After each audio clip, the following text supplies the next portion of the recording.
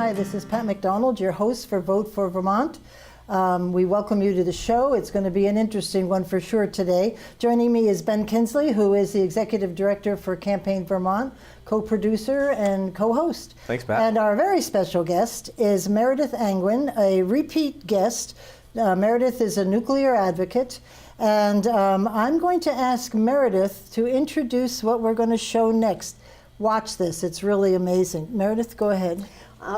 This is a film clip done by Eric Meyer. Eric Meyer is the founder of Generation Atomic, a nuclear advocacy organization that is doing really good things with nuclear advocacy, developed an app and so forth. And he's also a trained opera singer. That's great. So listen to this video. First of all, I was very impressed and very surprised by what the video is, and it's a good message. Listen up.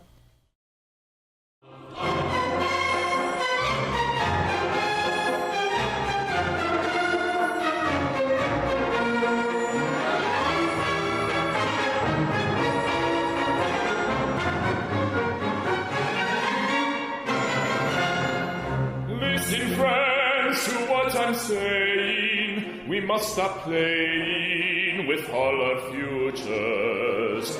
This is the moment when we all decide to fight as one for the earth. Time is wasting, we must be hasty, or lose the chance to even decide it all. Tick-tock, tick-tock, our sleeves is clock, winding down to tell there are no more seconds left. There is a chance to save our species. We must unite as one, join voices loud and strong, for the earth and future generations. Now's our last chance to take a stand. Come on, we can, come on. Thorium, thorium, molten salt reactors. Oh, tremendous possibilities for humanity. And if we build them, history will show it was the right way to go. Thorium, thorium, molten salt reactors. Oh, tremendous possibilities for humanity. And if we build them, history will show it was the right way to go.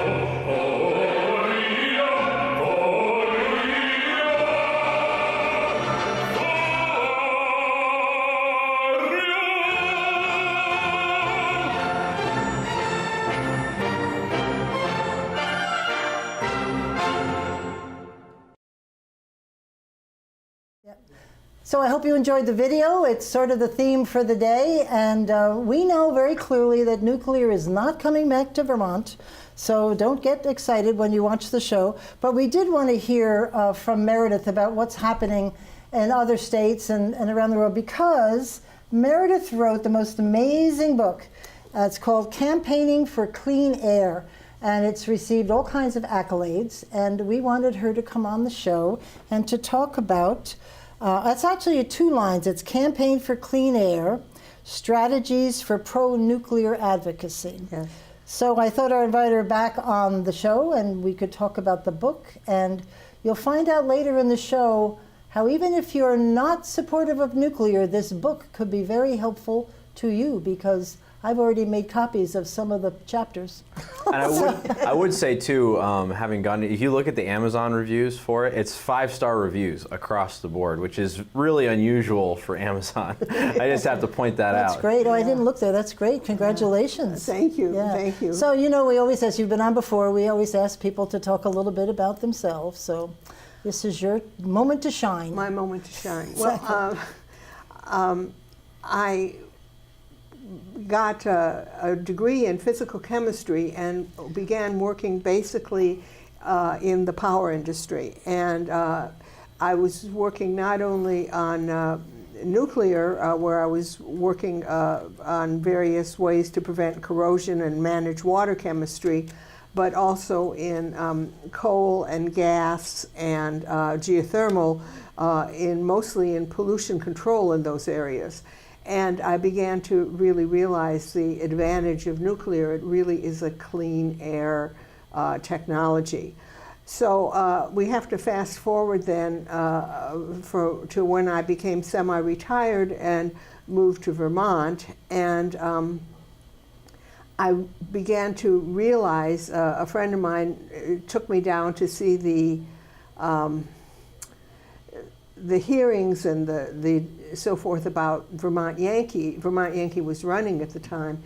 And I realized that people just said anything they wanted to say. They didn't have to back it up. They just kind of shouted it out. And it was really upsetting me because I knew a lot about nuclear and I had become convinced of it, not because I didn't know about anything else, because I already worked in renewables, geothermal, and coal, desulfurization, and gas-fired plants limiting NOx. So, I mean, I'd been all through the utility industry, and I came out liking nuclear. At any rate, I became an advocate for keeping Vermont Yankee going, and I did a lot of things.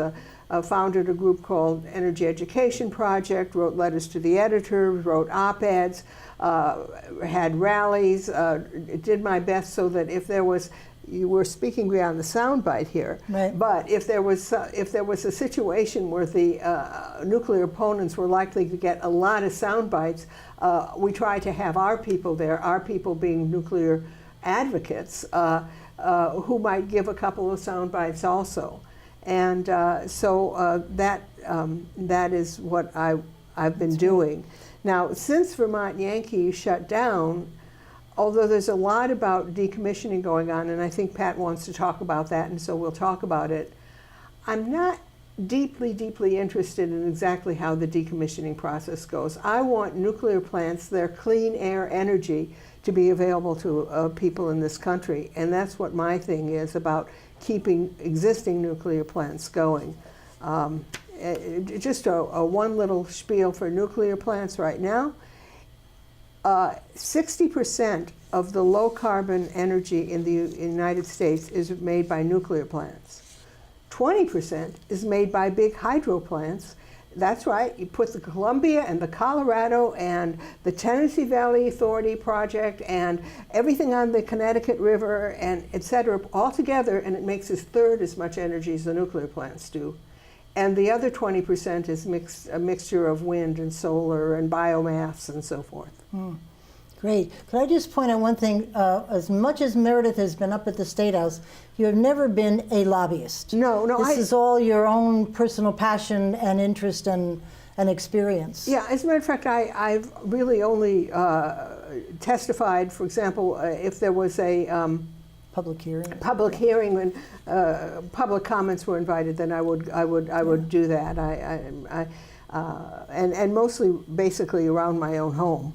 Right. To be honest, White River. I was in White River Junction or in Brattleboro a lot more than I was ever in Montpelier. Well, we're glad you're here today. Thank so you mentioned that I was going to ask you to talk a little bit about what's happening, knowing that you're not really up on the details, but at some point there was an article today that people may have seen in Vermont Digger about the state being upset with Vermont Yankee rubble.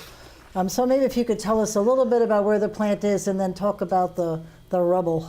Okay, well, basically, it's kind of a complex story because the straightforward story is that rubbleization is a standard method for filling in something after you've torn the building down. That it has a basement. You've got to fill something in the basement, and look, you've got all this stuff to fill it with. On the other hand, if you are thinking of rubbleizing a nuclear plant, most of the rubble will not be at all radioactive, but you're going to have to do some checks that you don't put radioactive rubble in the basement. And that they would expect to do that. One of the problems, that is just kind of a business decision in terms of cleaning up the plant, is that cheaper to check for radiation and use the clean rubble, or should we just ship everything off-site? That's a financial decision. There's two complications to it. The first is that when Entergy bought the plant, they said, no, not when they bought the plant, when they were setting up the stuff about shutting down the plant a few years ago, they said they wouldn't be using rubblization. Now North Star, they're selling it to North Star, and North Star says, we want to use rubblization. Well, you know, you have to make different agreements with different entities. I mean, it just, that's the way things go. So that's a complication. The other complication is I was at a talk that North Star was giving, and they said, you know, we are concerned with, if we don't do rubblization, there's going to be a lot more truck traffic, and a huge amount of truck traffic, and it's right across of the Vernon Elementary School. So parents are driving their kids there. They may be distracted by somebody shouting at them. We think that minimizing the truck traffic is really better for Vermont, and they wouldn't be. But anyway, then the other people say, well, you know, they said they wouldn't rubblize, and there they go lying again. Anyway, so there you are. I mean, it's just. Yeah, well, it's two different businesses. They're making two different decisions about, you know, a given set of issues, I think, and. You know, and in a lot of ways, given North Star's explanation, I side with their decision to try to rubblize as much as possible, because given the location, truck traffic is not an ideal scenario. It truly is. Some of that product could be radioactive, right?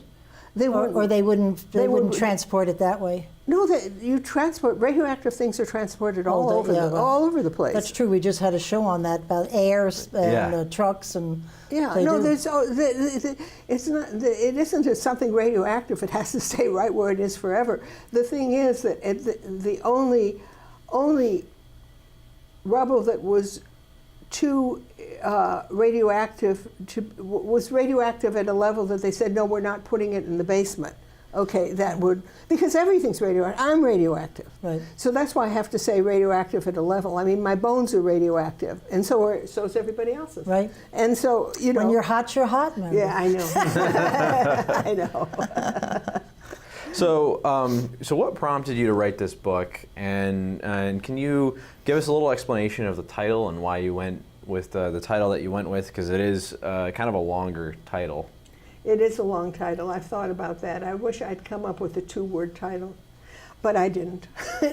Anyway, what prompted me to write the book was that I began writing because I became known for what I'd been doing at Vermont Nanking. And I'm sorry to say I so much, because really we got a group together, and the group was doing things. I mean, Howard Schaefer and Bob Hargraves and Patty O'Donnell and all kinds of people, you know, were and it wasn't like a group of people who work at the plant. I mean, there were some people who did work at the plant, but it was a group of nuclear supporters. Anyway, so that I did a blog, and the blog got picked up a lot by other places. So at this point, I'm going to say I became known as someone who knew how to be a nuclear advocate, and people would write me, and they would write me things like, oh, we're so pleased that we're beginning nuclear advocacy, and we got a letter to the editor in the local paper.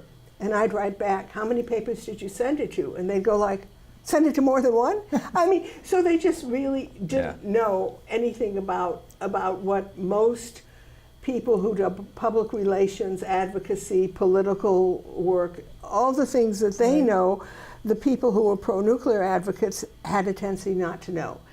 And so I began writing a book which would help people become advocates and know what to do first. And the first thing I did was I felt that you can't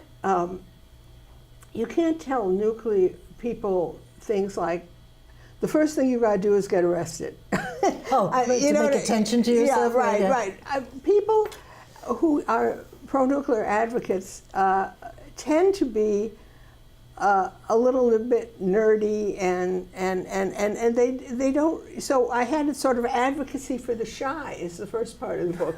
You know, commenting on websites, writing letters to the editor, positioning yourself to write op-eds, you know, and so forth. And then the latter part is when you actually get out there and you take the stage, or at least you take somewhere with a microphone.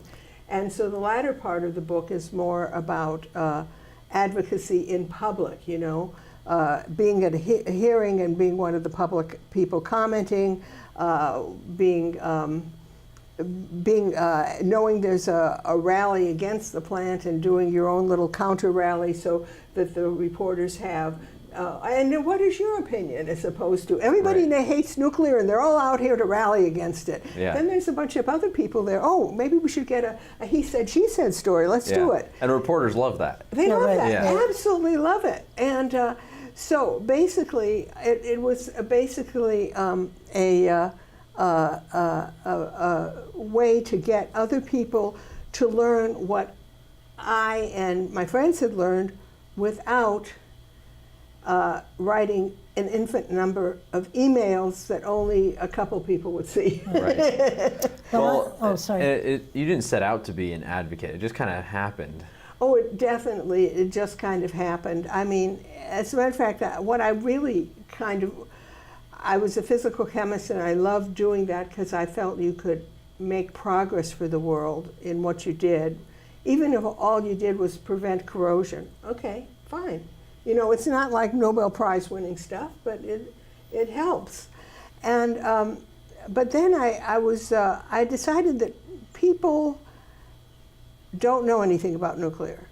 And when I say that, I think that your average person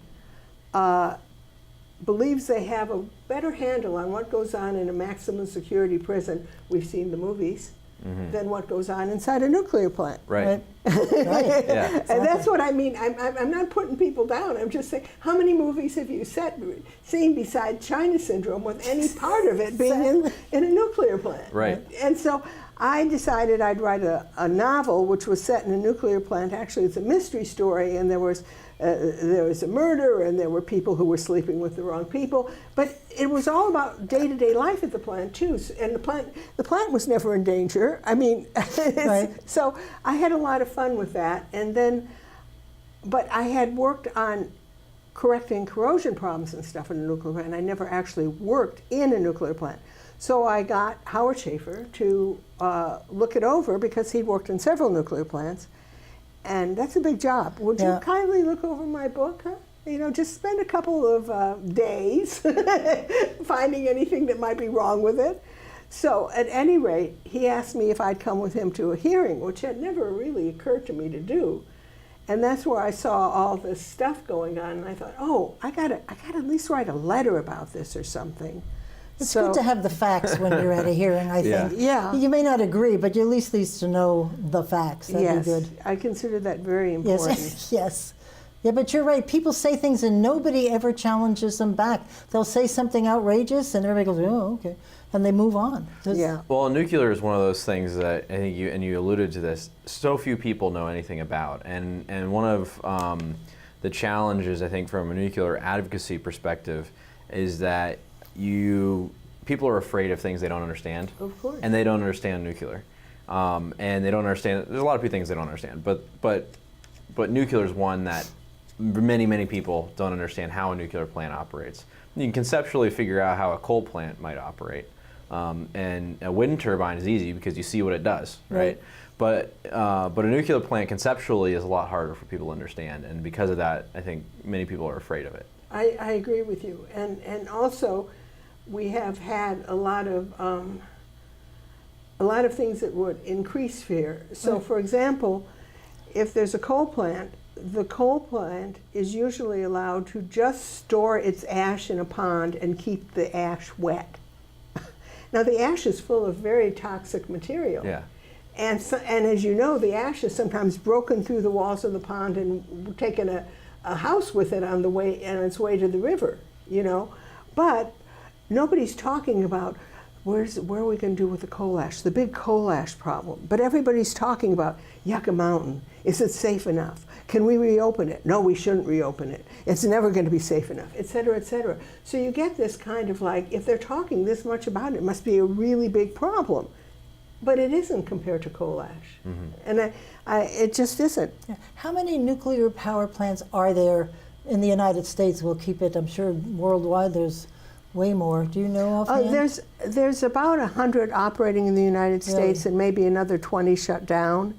And and when I'm talking about shut down, I mean shut down anything from a long time ago. Like, for example, Shippingport was the first one, and it hasn't, it's not operating, you know. And then in the world, there's probably a total of 400 or more. Wow. I'm just thinking about the horrible things we've heard, Chernobyl, Japan. I mean, those are things that stick in people's mind, but it sounds like it's a fairly small percentage of what's working and working well. And I think all the new plants are just, you know, all up in modern technology and much safer, I'm sure, than yeah, they are. They are safer. The question is, you know, at what expense the safety has been added at. And let me just say that getting back to our singer at the beginning, the point, one of the things that people hope for with the new generation thorium reactors is that it will be safer than the current generation of nuclear plants, but without the expense of the set of plants that they're building right now. Right. And that's the basic idea there. Now, I also want to say that Chernobyl absolutely killed people with radiation, about 50 people. But people don't realize that the number of people who died of radiation at Fukushima was 0. No one, yeah. Right, that's no right. one. Right. So, and when you begin talking about industrial accidents, 0 is a really nice number. Yes, it is. And if you say, oh, well, some of them may get cancer later. Right. And I'm like, okay, if it had been an industrial accident with a lot of smoke, You could get it too. you could get cancer later. I mean, I'm just saying there's a kind of false comparison going on where, oh yeah, nobody died immediately, but if you look into the future, then there'll be people who might get cancer. While if there was a industrial accident with clouds of smoke coming out of a refinery for days, Right. would you get a little thing saying, and in this city that hosts the refinery, we can expect that there will be. No, you're not going to get that. Well, and those impacts are really hard to measure too. Like you can't. It's really difficult to say this Came from, came from Right. this accident that happened years and years and years ago. It's really hard to draw that correlation. Right. And it's hard in nuclear too. Yeah. I mean, if people were to get, if the only cause of cancers were nuclear, then you would say, oh, the cancer rate went up, it must be nuclear. But there's so many different causes. Right. And so you cannot say if the cancer rate goes up, down, or sideways, what caused it. Right. Yeah. Well, one of the things I think is really interesting, there's two things. First, the only country that's ever had an atomic bomb dropped on them is almost completely nuclear powered. And then the other one is that everyone's like, I don't want a nuclear plant in my backyard, but they wouldn't second guess a coal plant, in a lot of cases. Yeah. And then which one's letting off more radiation into the atmosphere? The coal plant. The coal plant. The coal plant is, a friend of mine talked about one time, this is years ago, but he was trying to get into his nuclear plant, and he found that he had touched his car as he went in, and the wind was blowing the wrong way from the coal plant, and so they said, "Oh, you seem to have some radiation on your hand." It was just it was from the car? It was from the dust on the car. Oh, It great. was from the dust on the car, because that was this. When I say a long time ago, I'm going to have to explain that was before coal plants had good particulate control. So, so if you were downwind of a coal plant on the wrong day, you definitely had enough dust. Is there a normal life expectancy for each plant? Is it 40 years, 60 years? Is there a date where you should say, stop? Well, I would say that there probably is for all plants, but you can keep swapping it out. You can Right. keep running a Keep Model improving T Yeah. if you keep swapping out parts. Right. Okay, a plant isn't a person. At what point have you swapped out enough parts to say it isn't the original plant anymore? Right. And That's a good point.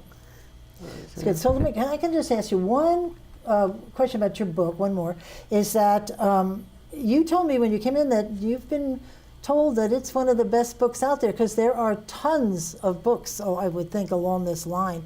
What makes your book so special besides, if I could add, it's readable? And I actually understood it, so that'll give you a clue, but it's great. Why do you think it's standing out there? well, there's two ways that it's standing out. And the first way it's standing out is that most pro-nuclear books are about clean air and why nuclear is good and its safety record and so forth. They're all about the nuclear technology, okay? My book has sections on the nuclear technology, okay? I put them in there calling them white papers. Right. But most of the book is about advocating for nuclear, and there isn't any other book that I know of that's about advocating for nuclear. But before I get too carried away with that, after the book came out, the same guy who was singing, Eric Meyer, Right. who founded Generation Atomic, they put together an app for nuclear advocacy. Yeah, you should talk about this. It's very interesting. Yeah, well, there's a software company called Nation Builder.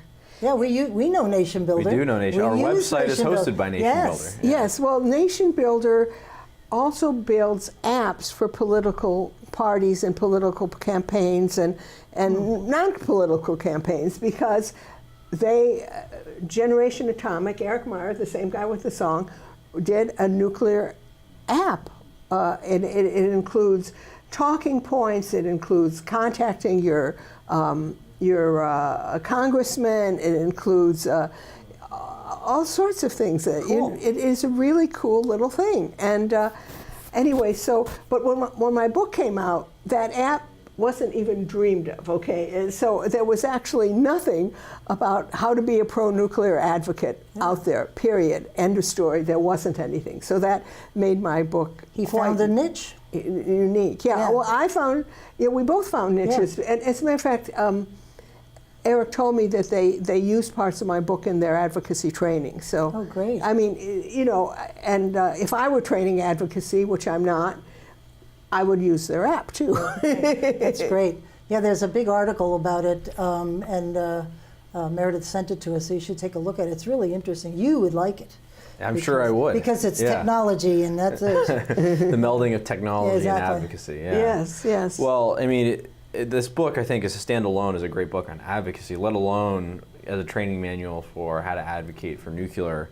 And there's a number of advocacy groups out there that are active now. Mothers for Nuclear, Generation Atomic, which we talked about, Seattle Friends of Fission, Arkansas Nuclear, Progressives for Nuclear Progress. I like that one. Progressives for Nuclear Progress. That's a great. Yeah, that one that's has a great interesting. soundbite to it. Yeah. Yes, and he's the one who's an elected official. The founder of that is an elected official. Yeah. And he really likes my book.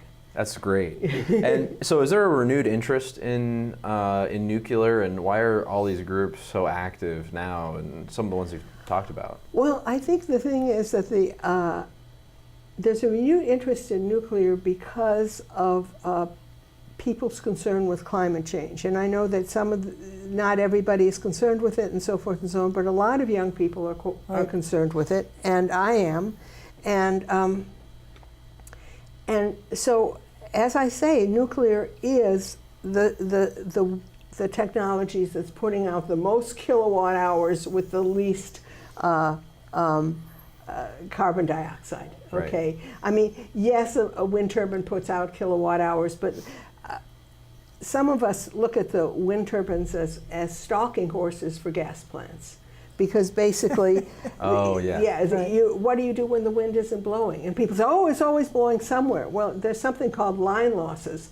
I mean, and you know, you don't want to say, oh yeah, it's blowing on the Western Plains right now, so we'll just move it on over here to Vermont, that power. No, it's unreasonable. No, in a previous life, I was studying electrical engineering, and the line loss is amazing. Just transporting it 20 miles from Georgia Mountain to Burlington is incredible, like how much power you'll lose. You're saying line, L-I-N-E? Yeah, line in the loss? power lines. Oh, Yeah, I see. you have to generate. I mean, when you double the distance from the generation to the to where you're actually using it, it's not a linear relationship. It's like it's not that you have to produce twice as much to push it through a line when you double the distance. It's logarithmic.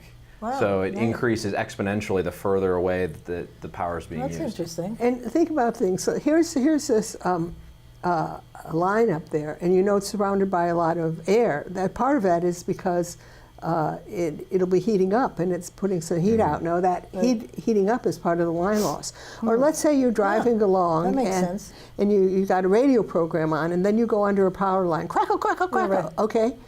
There's energy making those crackling sounds. That's part of the line loss too.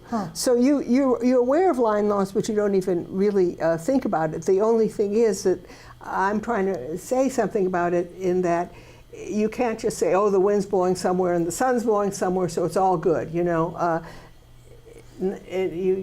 can't bring it from everywhere. Right. And what I think you were getting at is the model has classically been for wind power, because it's not blowing all the time. You have to pair it with some other sort of energy production, and typically that's been natural gas, because those are the plants that can ramp up and down the quickest. That's right. That's the ones. Now, if you happen to be, for example, Norway, with a lot of hydro, okay. Then if you put wind, you can ramp your hydro up and down to meet it. Hydro ramps up and down fast too. But there's a lot of problems. There are problems with that. There's problems with everything. But what I mean is, if you've got a hydro plant on a river, you have actually a fair number of constraints. You've got to manage the river so the fluctuations aren't really high, so you're not eroding the banks. You might be having to manage because, oh, you've got to keep letting the water out now, even if we don't need the power, because this is a fish run.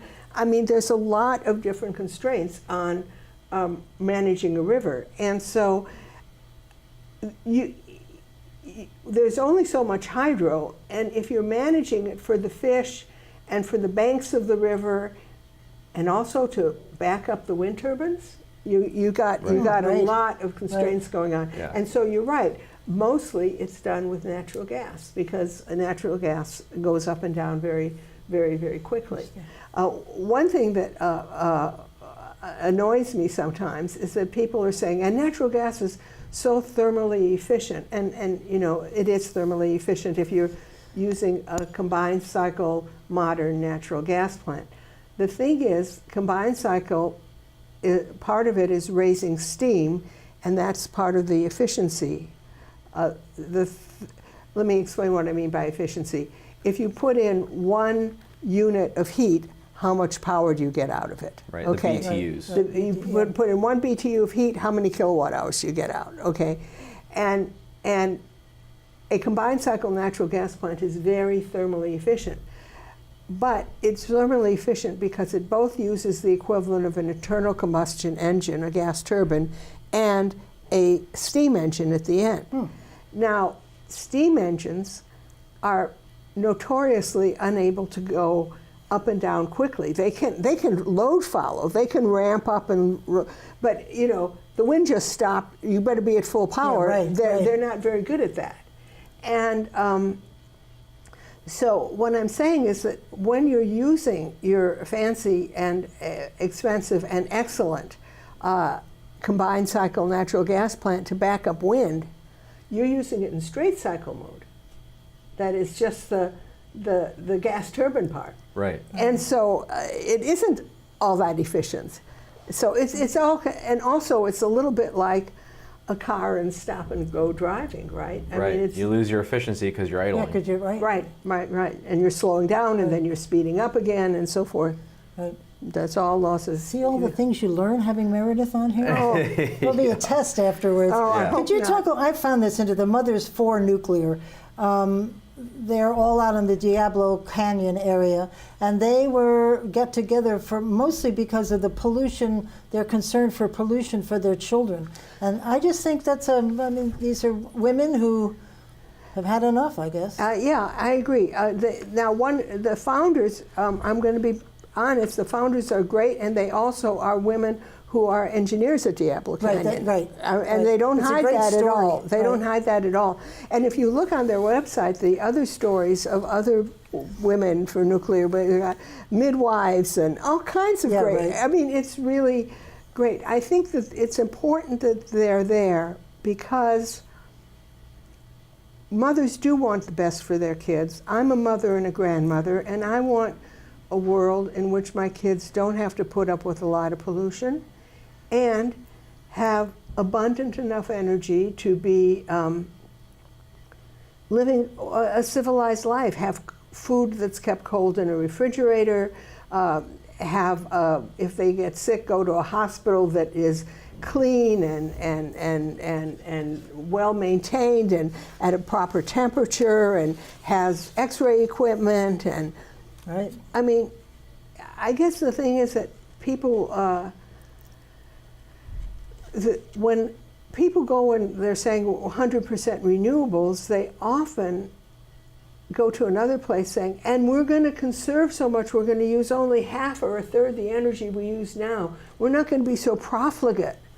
And I'm like, well, why don't you speak for yourself about being profligate? I mean, why do you assume that anybody who's using energy is going to use less or is profligate right now? Right. And what if they are profligate? Let me give you an example. I had a responsible job as a project manager at the Electric Power Research Institute, and I've had other responsible jobs. One of the reasons I had those jobs, so that I could do those jobs, is I could come home, throw the wash in the washing machine, move it to the dryer, and take it out. Now, if I had to be at home waiting for it not to be raining, the sun to be shining, put the stuff out on the washing line, oh my gosh, it's beginning to rain, take it out. Right. So some of this profligateness of energy is actually extraordinarily liberating to women. And I mean, I think women are going to be, in a sense, women's ambitions to do anything except housework could be the first casualty of, oh, we're going to cut down energy use to the bone. We're not staying home, Meredith. I'm just saying. The cat's out of the bag. They would have to chain you up, I think. Exactly. But you see why sure. I did a whole bunch of blog posts on women and energy. One of them was like, oh, we're going to be running washers and dryers in the middle of the night to save energy. And I thought, somebody's going to be running them. Right, someone has to start it. Yes, right. And someone has to take the clothes out. Yeah, right. And well, it's stuff like high efficiency washers and dryers and other utilities. They're starting to become more common. Are they? Right? And for a while they were pretty expensive. And well, even LED light bulbs are now much more. You don't have the ugly fluorescent stuff anymore. You got LED lights that are even more efficient than fluorescents that are more natural lights. Right. Yeah. No, things are definitely improving, and we can all figure out ways to use less energy. It's just that if you begin to listen to the 100% renewables rhetoric, you'll always see that their projections of energy use are far lower than any other group of people making a projection of energy use. Because renewables don't tend to make that much energy. That's right. Yeah. And so we're going to have to change our lives so that we can use renewables. And why is this? Because whatever, they don't want pollution. But guess what? Nuclear also doesn't make air pollution, just pointing it out. Well, that's why I named it this way. Well, the other thing I would say too is that just until recently, the highest efficiency solar panel that you can get commercially available, you're looking at 12 to 15% efficiency, tops. Right. And they just finally designed a panel that'll be commercially available that's 33% efficient. But still, 33% efficient is not that high compared to other technologies like nuclear or even natural gas. Well, the thing is, 33% efficient means that while the sun is shining, 33% of the energy that falls on that panel turns into electricity. Right. Yep. But you understand that the capacity factor for what percentage of the day you consider the sun to be shining at its brightest for this area up north here is what, 18%? Right. Yeah. We don't get sun too much. And the thing is that you say, well, the sun shines more than 18% of the time. Right, it shines 50% of the time. But because we're at a low angle, you can pretend that it's high noon equivalent for 18% of the time. If you were down in the south, maybe it'd be 23% of the time or something like that. Right. Yeah, because of how far north we are. Yeah, we don't get direct sunlight. We don't get direct sunlight. When the sun is overhead on the summer solstice, at noon on the summer solstice or whatever, it is still not straight overhead. That would be straight overhead on the equator. We're a long way from the equator. That's interesting. It is interesting. Yeah. So back to your book. We went to about. I said it in the beginning of the program. If you take the word nuclear out of this book, you could use it for any advocacy you wanted to do, because you've got 15 chapters, I guess, on things that are, and I'm not going to read them all, but building your team before you go public, getting your ducks in order. It just goes on and on about things for campaigning even. Public speaking. It's just amazing. Organizing events. There's a whole bunch of stuff in there. Presenting at a meeting. I mean, this is good to read just because. As a matter of fact, that was the problem. I wrote the book, and then afterwards I thought, this book isn't enough about nuclear. Yeah. And so I put in the 5 white papers. Yes, right. Well, I loved it, and I wasn't sure what to expect when I started reading the book, and then I got to these chapters, and I'm like, wow, this is great. I should have had it a few years ago. There's some things here you don't think about. The blogging, everybody's blogging. Your blogging is great, by the way. People should look that up. Meeting the press, it just goes on, and legislative committees. Of all this whole list here, about 15 things, what do you think are the 2 or 3 topics which are critical? I mean, in putting them in some kind of order, what are the most important things for advocacy? I would say that besides not getting arrested. Well, there is that chapter. Exactly. Don't get arrested. Don't get arrested. It does not help your cause. No, exactly. Well, I think the 2 things for advocacy that I consider, well, there are 3 things. The first thing is you have to know some facts and be able to present them. But that's sort of background, okay? Right. The 2 things I think are to stand up and be counted and to be with friends. Well, I can say, as running an advocacy group is really tough to get people engaged and to get them active. So, I think there's some great tips in your book about how to get people engaged and asking questions and writing letters to the editor. How did you arrive at that? Well, I realized that you really have to do things in groups. You have to feel that you're with friends and being supported. I call it the brownie deficit. You should have brownies and coffee at every opportunity. You should, or if you prefer, pizza and beer. But whatever, the idea is that you have to get together with people and just talk about things, and it can't always be every time you're being an advocate, you're out in public and there's a bunch of the other side there about to heckle you. You got to be building your abilities in a group.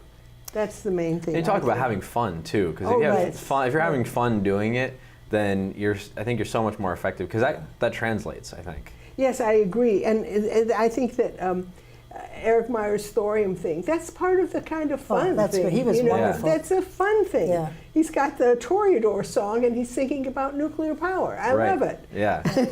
Could I ask you, because we've all been watching what the horrors that are happening out in the world these days between political parties and stuff, and everybody's just so angry.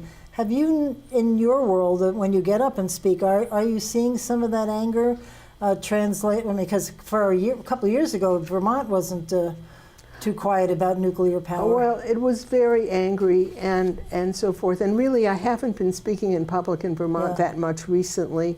I don't know whether the anger is up or down. I suspect that it's down because the plant is shut down, and so only the most hardcore people really care how the decommissioning goes compared to the number of people who were like, oh, it's running, it's going to kill me, and so forth. Because I hope so. I don't mind if people disagree as long as they know the facts. Right. When I was in the legislature, it used to drive me crazy when someone would vote and not really understand the facts. And I think that's the key to success, is have the facts.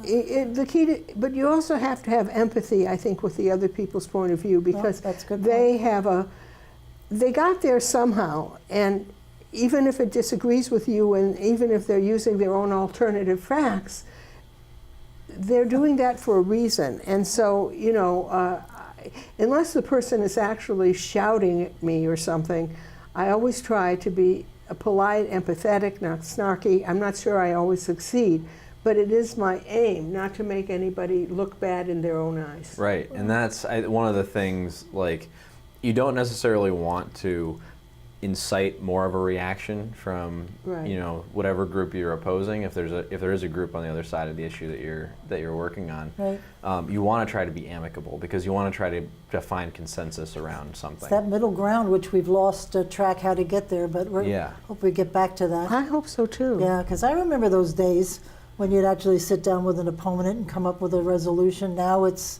just no way. Yeah, we're going to hash it out in the court of public opinion, and you know, there's no hostages. So, what do you see for the future in nuclear, and whether here in the United States or worldwide? Oh, well, worldwide, there's a lot of plants going in. I mean, if a country is sitting there and it doesn't have natural gas, and it might have some coal reserves, but coal is not considered exactly a nice thing in terms of greenhouse gases. What is it going to do? It's going to do nuclear. As a matter of fact, the United Arab Emirates is building nuclear. They've got sun, and they've got they have oil and gas, but they want to export their oil and gas, and they are aware that they're not going to build a modern society without nuclear. Well, and China even is investing heavily in nuclear yes, very too. much. Yeah. And the thing that's interesting about China is they are safety concerned, but they don't have quite the layers of bureaucracy that we do. Right. And so it's they're getting one guy's in charge, right? Yeah, one guy's in charge. Yeah. Well, I don't like that ability. But I will say that in terms of building infrastructure, it's pretty good. Yeah. You know, in other words, they can build infrastructure much more quickly than we can. Right, right. And so that's. So, is there any shining star here in the United States? There state that's really jumping on the bandwagon and building. There's a new company, NewScale, that's building small modular reactors, and it's planning to sell the first one to public utilities in Utah. Really? And what's that capacity? What I don't remember how big their reactors are. 50 megawatts, 100 megawatts. Oh, really? Yeah. Cool. And another thing is that with small reactors like that, they can load follow, and they can also